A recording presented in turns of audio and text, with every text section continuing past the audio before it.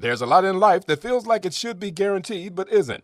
Like getting the same number of socks from the dryer that you put in, a pair of jeans still fitting, weather forecast, or an empty nest staying empty.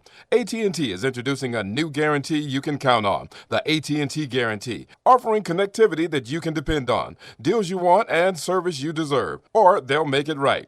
Visit att.com/guarantee to learn more. AT&T, connecting changes everything. Terms and conditions apply. Visit att.com/guarantee for details. In the quaint town of Cambridge, Maryland, a couple once filled with dreams for their future find their lives shattered when gunshots ring out in the silence of the night. As they grapple with the aftermath, their world is irrevocably changed. But as the dust settles, questions linger. Does the story truly add up? What happened that night? And what happens when love becomes fatal? This is the Fatal Attraction Podcast with All or Nothing.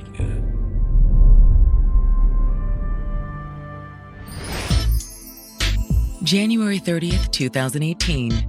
It's a Tuesday afternoon in Cambridge, Maryland, a town of 13,000 along the Chesapeake Bay. It's a very small town, very rural. Hunting and fishing is a huge thing. The sleepy seaside community is also steeped in history. This is literally where Harriet Tubman helped slaves to freedom through the Underground Railroad. But today, there will be no rescue for one Cambridge resident. Dorchester County 911, what's the emergency? He's dead. He's dead. Okay, who's dead? My boyfriend. The caller identifies herself as 39-year-old Lasanja Sargent. Miss Sargent appeared to be in a great deal of pain. Have you been shot also? What did you? Yes. Okay, where you been shot at, ma'am? In the chest. In the chest? The operator immediately dispatches first responders to the address and attempts to determine what they're walking into. You know where the suspects are? No. You do not know? No. Within minutes, the scene is flooded with patrol cars. When the call came out for shots fired with victims, it's all hands on deck. With no idea if the shooter is still in the house, the officers approach with caution. We arrived going in completely blind, so we don't know what to expect.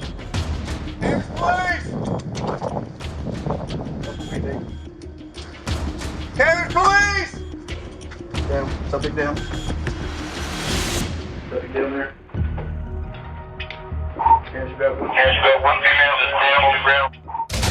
We would discover Miss Sargent pretty much laying in a pool of her blood on the first floor of the residence, obviously in a lot of pain. Ma'am, is there anyone else in the house?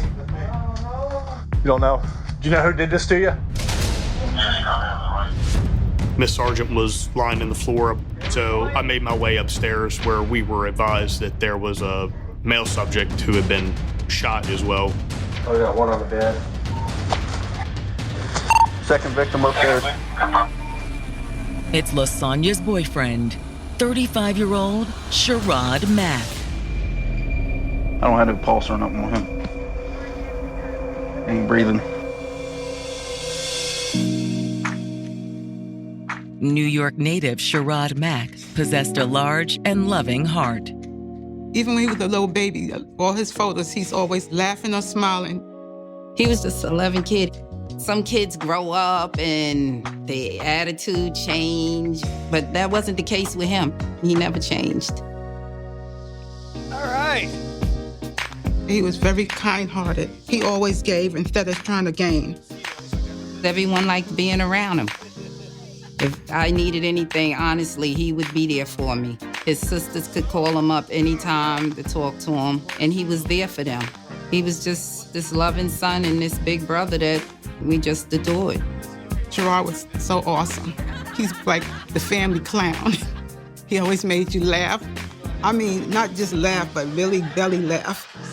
But as close as he was with his family, in 2008, 25-year-old Sherrod decided he needed a change of pace and moved south to Maryland. I come home from work one day and he had his bag packed and said he was going to Maryland. I tried to get him to stay, but his mind was made up. He wanted something different. He had friends in Cambridge, so he made the decision to try it out. He would come back to visit often, but he did really, truly enjoy living down there. Not long after relocating, he found love with a woman named Lasanja Sargent. They were introduced by a mutual friend, and they just hit it off instantly. They got along really well. She was going to school to become a nurse. Lasanja was employed at a assisted living manor located in Easton, Maryland, which is only approximately 15 to 20 minutes away from Cambridge. It seemed like things were moving in a really good direction. They had bought a new house. They were living together. And before long, Lasanja had become part of the family. I truly liked Sonia. We talked often over the phone, and she would keep me up to date pretty much what was going on. And I was really proud of her when she graduated and became a nurse and was going on to bigger and better things. So it was no surprise that after 9 years, the couple was still going strong. They were growing and building together, and things seemed stable, steady. But now, first responders have just pronounced Sherrod dead, and Lasanja is clinging to life. Miss Sargent had a gunshot wound to her chest. Just lay as still as you can, ma'am, okay? EMS will be here in a minute. And as they wait, officers at the scene suspect they may already know what happened. They already know Sherrod and his history. I've been dealing with him ever since I've been here. The victim was the big-time weed dealer. He deals like pounds of weed. So the first thing that they would think is this is related to drugs.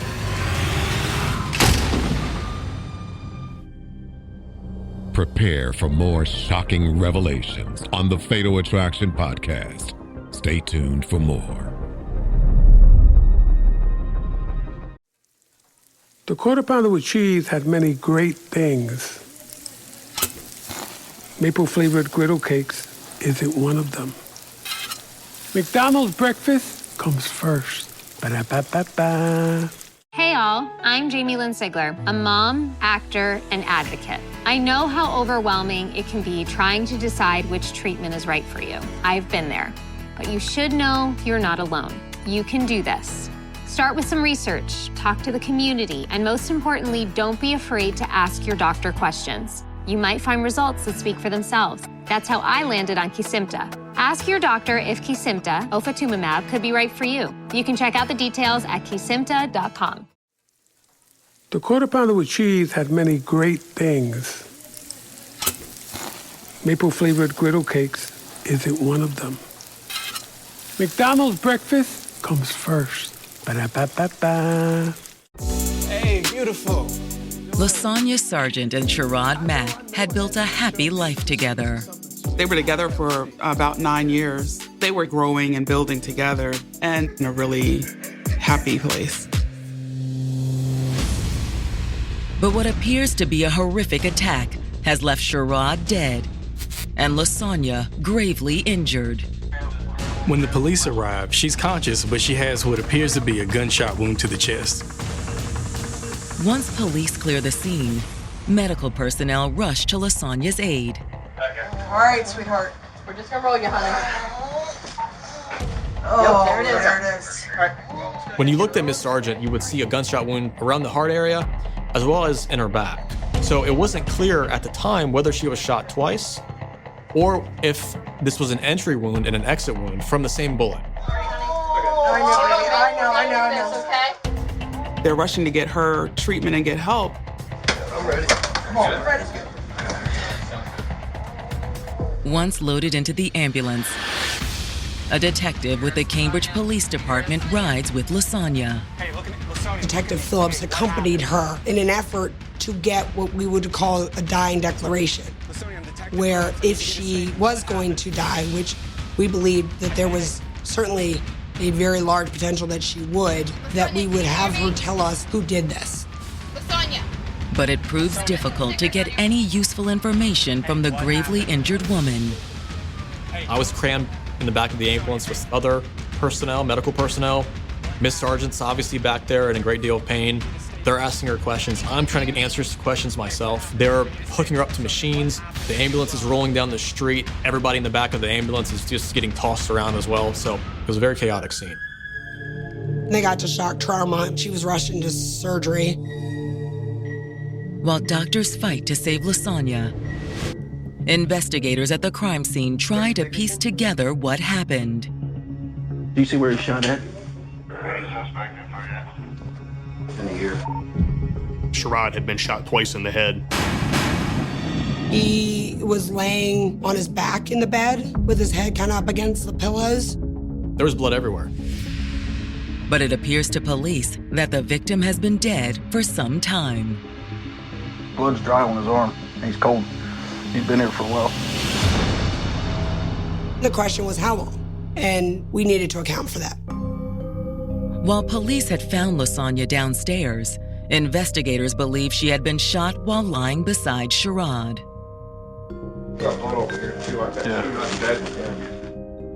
Police also discover a gun next to him in the bed. It was an automatic. It was a .40 caliber.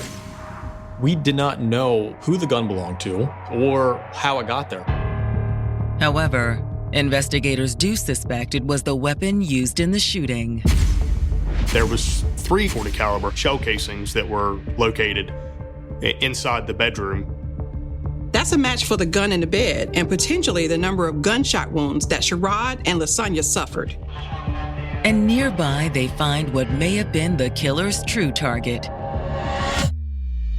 an open safe. I remember there being a safe that had been opened and was empty.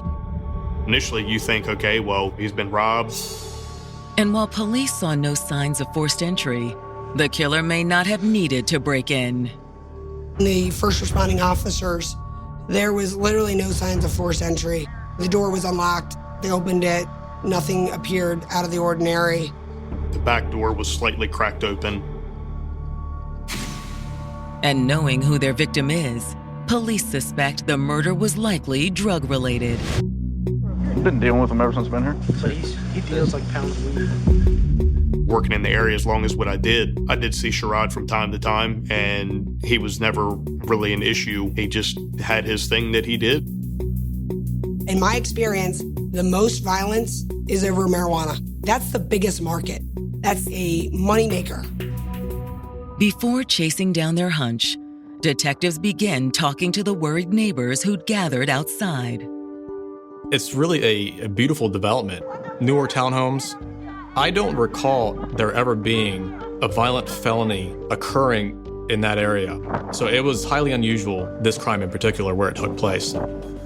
They were canvassing the neighborhood and asking around and just to get information, just to see if someone saw something or heard anything the day that Sherrod was killed. Have you been home all day? You hear any gunshots? I remember that being negative for the most part. However, a few neighbors did report hearing something that sounded like a single gunshot shortly before Lasanja made the 911 call. After learning what they could from the scene, detectives returned to the station and contact Sherrod's family in New York. One of the sergeants that was on at the scene told us what happened. That's how I found out. They were devastated that Mr. Mack was killed in the manner that he was killed in. I couldn't comprehend it. It was like unbelievable. Although Sherrod's mother also suspects it had something to do with her son's lifestyle. He hustled. I had encouraged him to do other things with his life. He could do so much more, but this is the life he chose. I thought it was all connected, that somebody came in and did that. Because according to Ms. Mack, this wouldn't be the first time Sherrod had been targeted. Sherrod and Lasanja were the victims of a home invasion a week prior to this incident happening. What all did he tell you on that? That someone came in, two guys came in the house with hoodies on. It was 2 black males with masks, guns. And they came in from a downstairs window that was left open. They ended up stealing quite a bit of money and drugs as well. They basically robbed him of his money and his cell phone. They took Sonia's laptop. As the lead investigator, I was thinking, okay, well, maybe this was another home invasion. They came back this time and Sherrod ended up dying and Lasanja was shot as well. But what Sherrod's mother says next could take the investigation in an entirely new direction. She put us on to Kimberly Johnson. According to Sherrod's mom, Kimberly was the woman that her son had been seeing on the side. Was this a jealousy situation?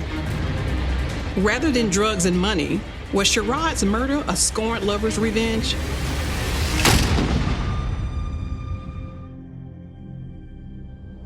Stay with us for more unexpected truths as we delve deeper. Stay tuned for more of the Fatal Attraction Podcast.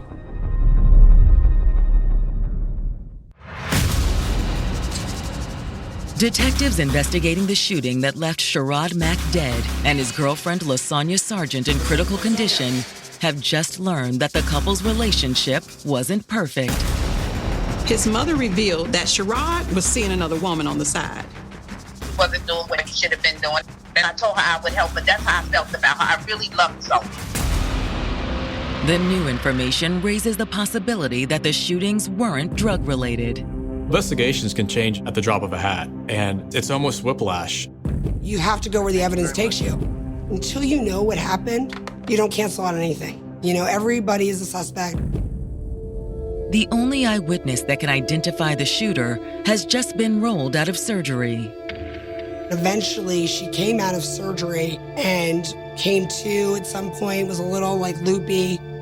The bullet missed her heart by maybe an inch. She had a lacerated lung as well as a broken shoulder blade. But in terms of being near death and on death's door, I believe Miss Sargent was out of the woods at that point. But Lasanja is still in no shape to talk. So detectives turn their attention to the other woman in Sherrod's life, Kimberly Johnson. Police were still trying to get information about what was happening with Miss Sargent and her medical condition, but they were still working the case. Kimberly had an intimate relationship with Mr. Mack for an extended period of time. Could it have something to do with his murder? I'm sure you know that you're here because of Sherrod. During the interview, she appears quite upset about his death. And she doesn't deny their relationship. I met Sherrod through my homecoming. We started off as friends, but eventually we started, dealing with each other on a dating level. And he's always had a girlfriend. Kimberly appreciated the relationship that she was able to have with Mr. Mack and whatever role that was. I knew what I was getting myself into, so it wasn't a lot to really argue about because it was like, you signed up for this. Kimberly seemed to be okay with the arrangement.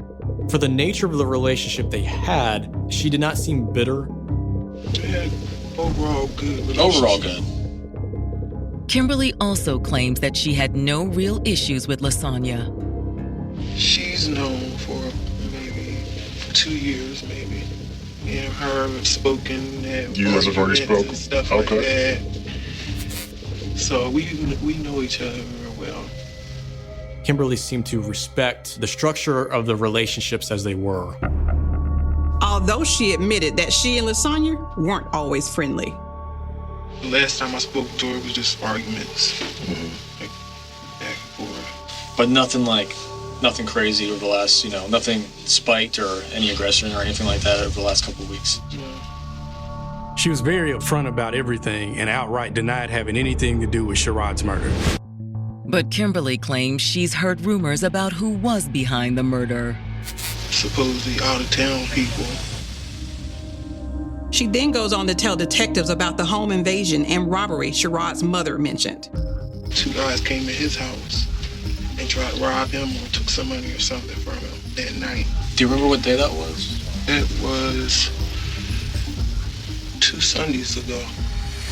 Kimberly said that home invasion terrified Mr. Mack. It made him paranoid. It was because of that he started sleeping with a gun. She could not believe that with all the paranoia that he had that he would ever let his guard down. Which, if she was telling the truth, could explain why they found a gun in the bed with Sherrod. But when detectives ask if Sherrod had any idea who had robbed him, Kimberly says no. He said that he didn't recognize the people's voices at all. Then just as detectives are wrapping up the interview, Kimberly adds another wrinkle to the investigation. He was actually in another relationship with someone else that she knew about. He has a baby on the way by another woman. This could turn this whole investigation around. Do you have any idea why I would want to talk to you? Not because of our relationship. I am pregnant with his daughter. Prepare for more shocking revelations on the Fatal Attraction podcast. Stay tuned for more.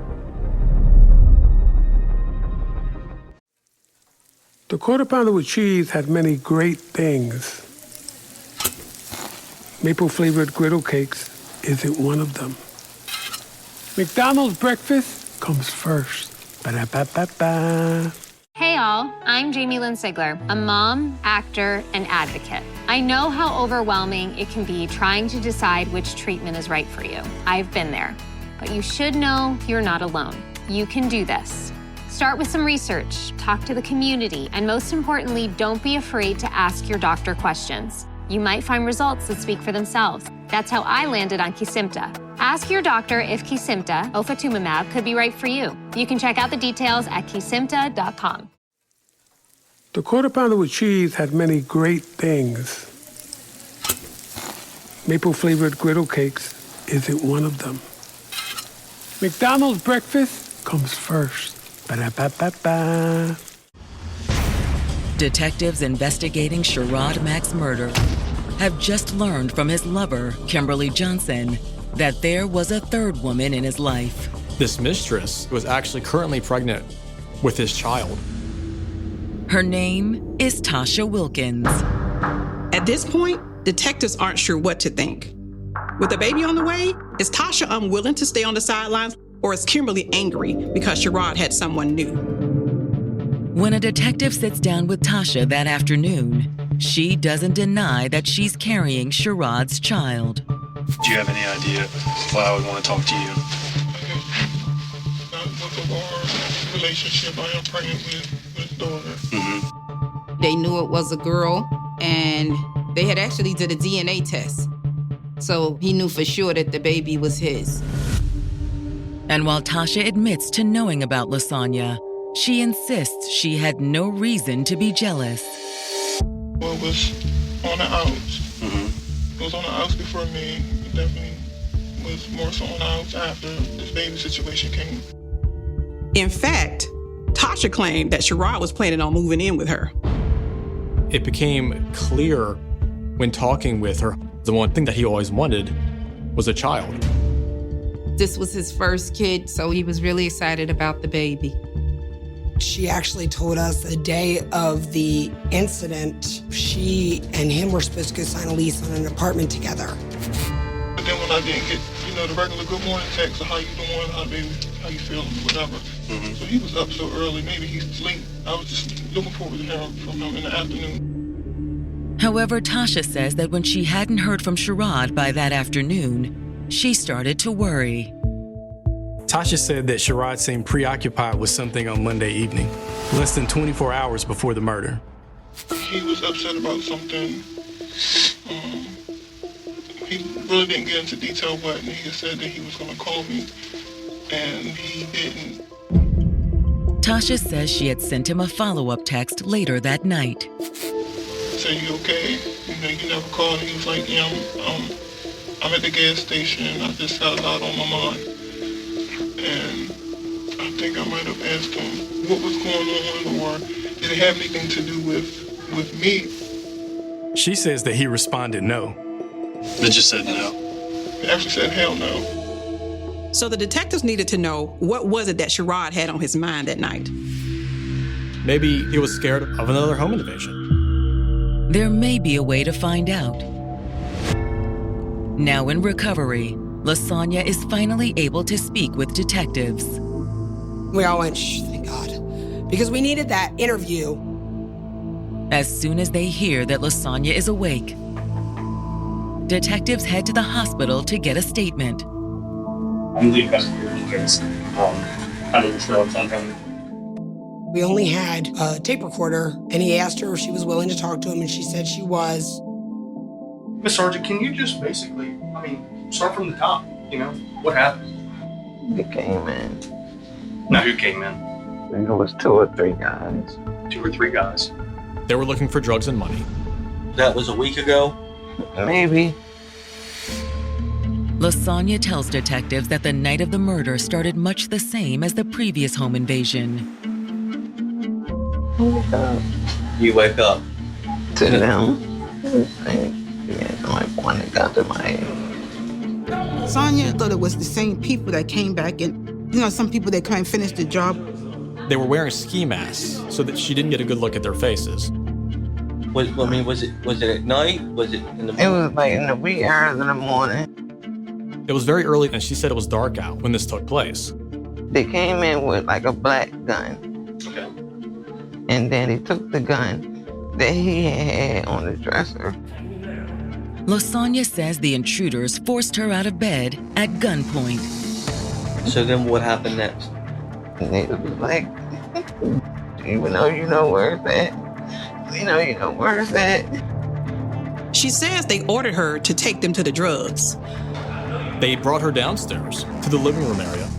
One of them was still upstairs, and then I heard a gunshot.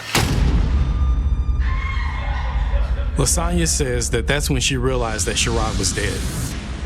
I know he gone. I kept telling him we need to go. From the first incident, we need to go. But when detectives ask Lasanja what happened next, she suddenly shuts down. Tell us. Trust me, it's nothing we ain't never heard before. I promise. It's nothing we ain't never heard before.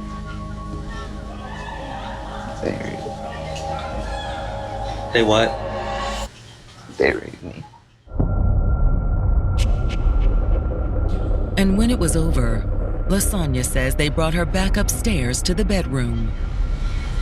They shoot me. I'm just thinking I'm dead. I'm gone. Apparently, so did the intruders, who Lasanja said left soon after. What happens next? Other than what you were thinking, do you remember what you did? I lay there and watch Sherrod. I get real close to him. Like, okay, we're just gonna die together. Lasanja says that she doesn't know how much time passed, only that it was daylight when she woke. That's when I know, like, I'm not dead. So, you called 911. And then she had to crawl downstairs to her cell phone to call 911.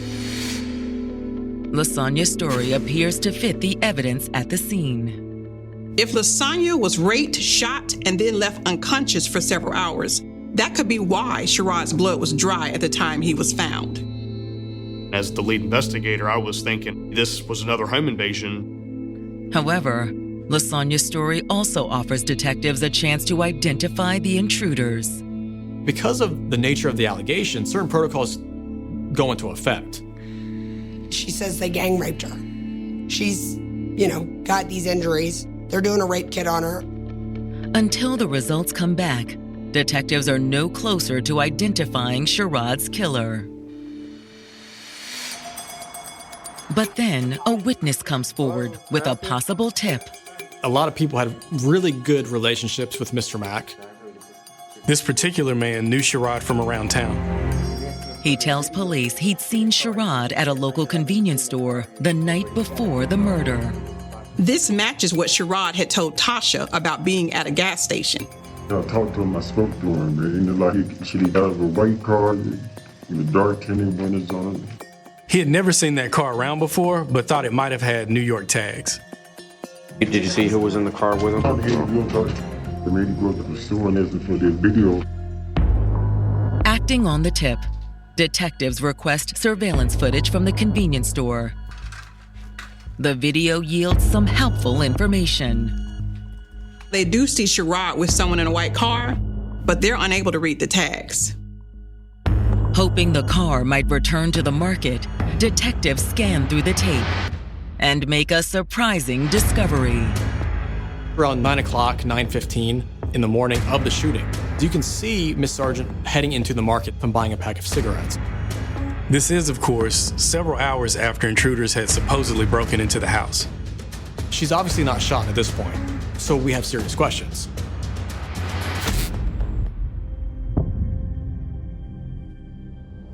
Stay with us for more unexpected truths as we delve deeper. Stay tuned for more of the Fatal Attraction Podcast.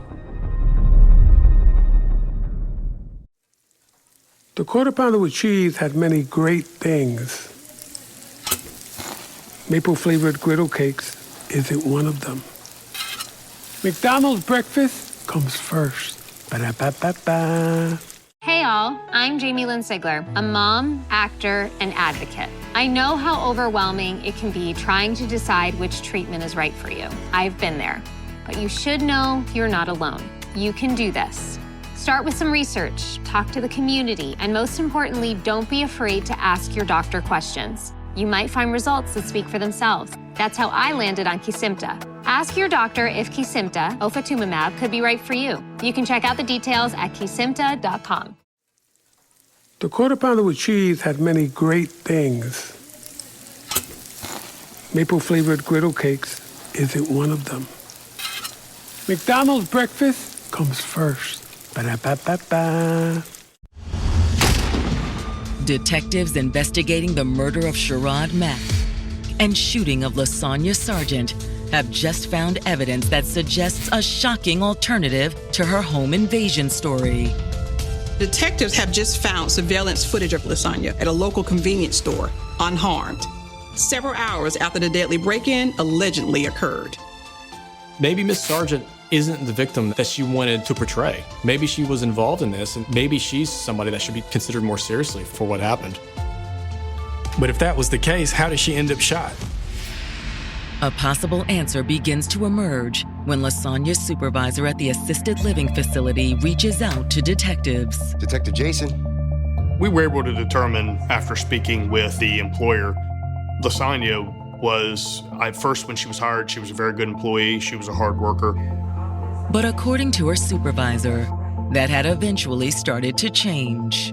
Medication started becoming missing. Lasanja was pocketing her patients' painkillers. She had some sort of pill addiction or narcotic addiction. People use substances to numb themselves from having to even deal with life, deal with the realities of whatever that pain is that they are feeling deep down inside. But in Lasanja's case, it only made her problems worse. She was eventually terminated. She had actually been fired one day before this event. And on the day of the shooting, her supervisor says she received an eerie voicemail from Lasanja. It seemed very accusatory. It more or less says to the supervisor that you don't know what people are dealing with. You don't know what kind of circumstances that they have in their life. It was along the lines of, this is all your fault. And Lasanja left this message for her supervisor approximately 3 hours before she called 911. Lasanja had already lost Sherrod to another woman. Now her job too? Her message to her boss made it seem like she felt she had nothing left.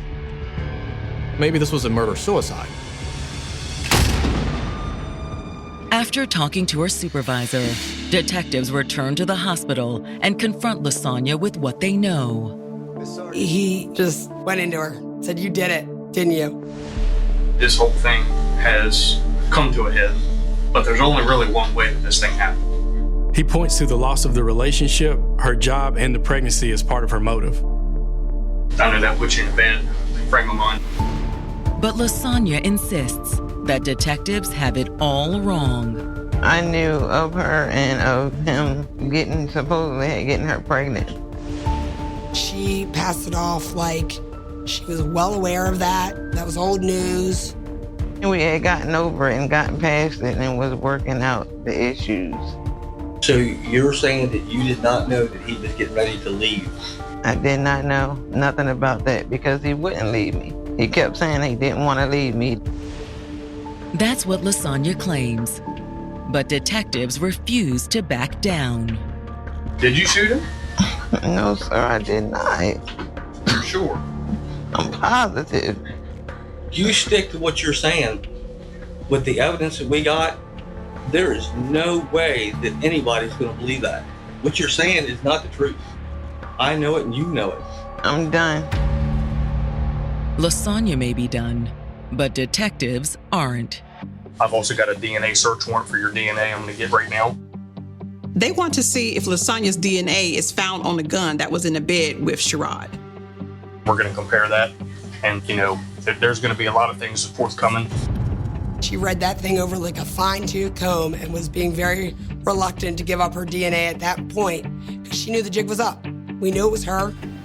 But before filing formal charges against her, they get even more damning evidence. Sherrod's family contacts detectives with something that they found after the police turned the crime scene over to them. I was actually given a cordless phone that had like a built-in voicemail. There were 11 voicemails saved on the phone from Lasanja. And there was one message, and I'll never forget it. Keep on playing games with me if you want to. Keep on thinking everything is a joke. You can try. It's not something,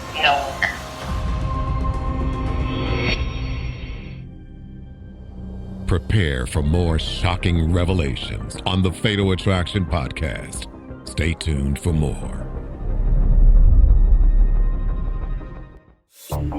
Detectives investigating Sherrod Mack's murder have just discovered almost a dozen angry messages his girlfriend Lasanja Sargent left on his voicemail in the weeks leading up to his death.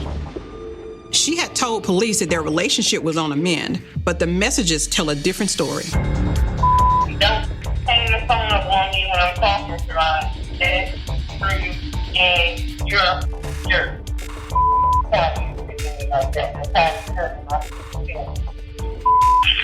I just wanted to know what the hell we even together for. Like, why? Why are we still together? Ain't there.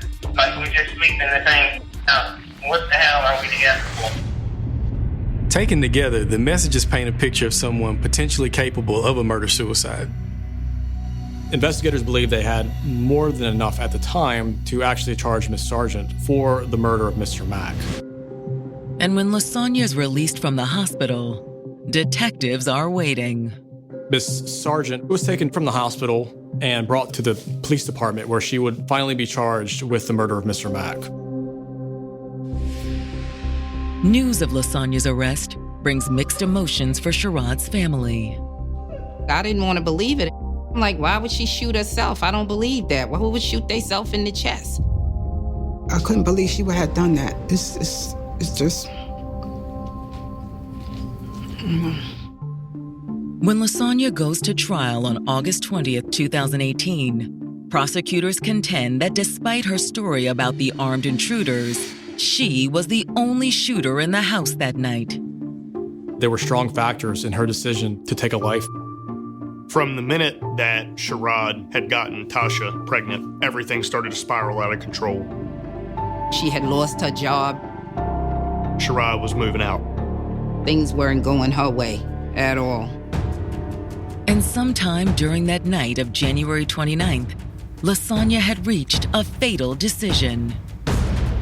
What she came to is, if I can't have you, then nobody can have you. Based on the evidence, the prosecutors are able to reconstruct what happened next. She got up early in the morning and my son was asleep. He was asleep when it happened. While Sherrod slept, she took the gun he kept by the bedside for protection. She shot Mr. Mack twice in the head. He had been shot in his ear twice, or in his ear and then a little bit above it, like almost like you would shoot somebody in the ear, and then as the gun went off, you didn't expect the recoil and you shot again, and it went a little bit above it. I'm not sure if Miss Sargent had ever shot a gun before. Then, with Sherrod dead, Lasanja plotted her next move. In the early hours of the morning, she had left the house, got into her car, drove to the quick shop where she purchased some cigarettes. They had videotapes of her going on about her day. Prosecutors believe she had intended for it to be her last. She called her boss and left a message that sounded suspiciously like a suicide note. Then she went back upstairs, laid down in the bed next to Sherrod, and put the gun to her chest. It was very intentional. There's no doubt about it. She has limited medical expertise. She could shoot herself and not put herself in the dire straits that she put herself in. But her suicide attempt failed. The gun jammed because she held the gun too close to her. Had she not caused that misfire, she likely would have been able to shoot herself again. And clearing a misfire after getting shot near the heart, after lacerating your lung, that's a tall task. So Lasanja came to another decision. It was, I'm not dying fast enough. So she was left with little options at that point. So at that point, I guess she decided that she would try to live. She was in pain, and so she had to crawl downstairs to her cell phone and called 911 because it hurt. Evidence from the scene helps to bolster the prosecution's timeline of events. Sherrod's blood was dry when he was found because he was shot many hours before Lasanja. And neighbors only heard one gunshot shortly before the 911 call because that was when Lasanja shot herself. Forensics also proved Lasanja was the shooter.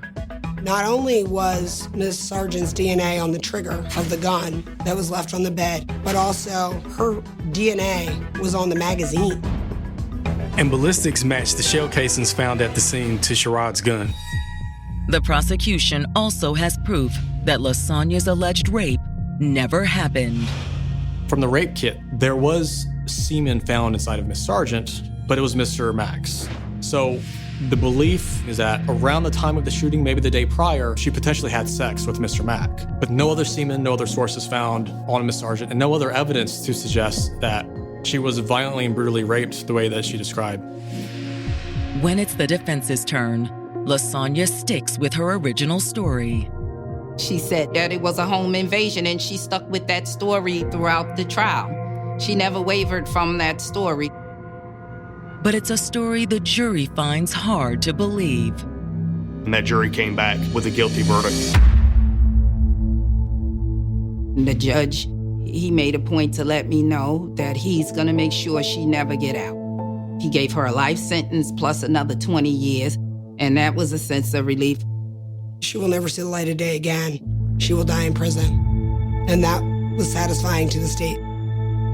But even if Lasanja is where she belongs, nothing can undo the horrible damage she's done. She think that she only destroyed my nephew's life, but she destroyed a lot of people's lives, especially of all his little babies.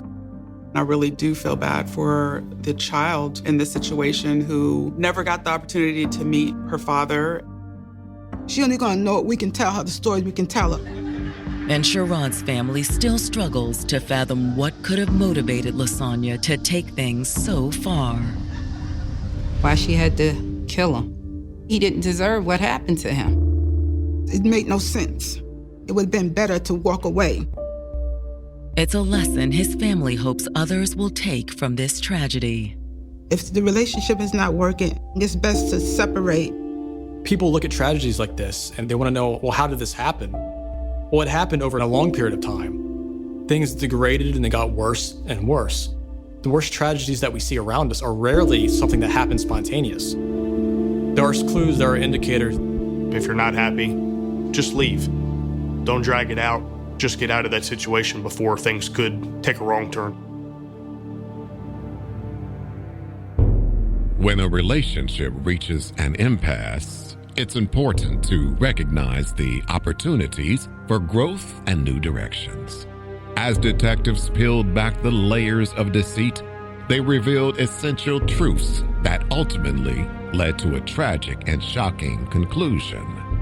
Sherrod Mack's memory and the impact he had on his loved ones will continue to inspire and live on in their hearts forever.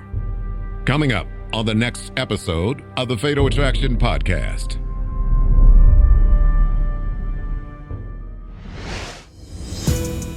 She was a rising basketball star who believed in giving back. She wanted to follow in the footsteps of her mother, who was a nurse. She was such a giving person. And her generosity touched the lives of everyone she knew. That was my protector, my confidant. She never met a stranger. So how did she become the target of a vicious attack? The shooter had stood over her and shot her point-blank execution style. Tune in to the next episode of the Fatal Attraction Podcast. We will see you in the next episode.